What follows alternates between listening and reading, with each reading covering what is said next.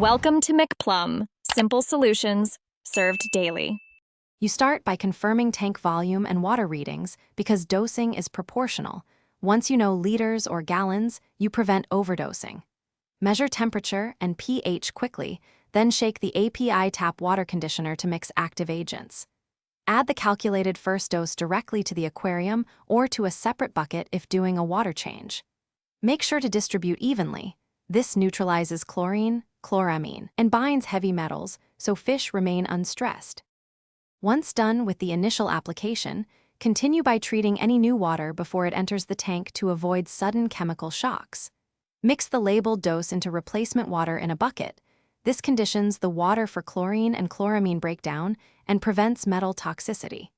Slowly add the treated water back to the aquarium, making sure to match temperature. Watch fish behavior for 10 to 15 minutes. If they gasp or act lethargic, pause additions and reassess dosing and water quality. To finish, log the dose and water change details so future treatments stay consistent. This reduces cumulative errors. If you see signs of irritation after dosing, perform an immediate 1/4 water change using pre-treated replacement water and redose that water to maintain conditioning. Make sure the conditioner bottle is capped and stored away from heat.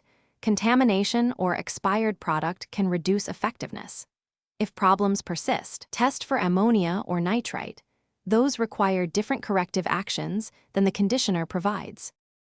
Thanks for watching. Stay juicy and subscribe.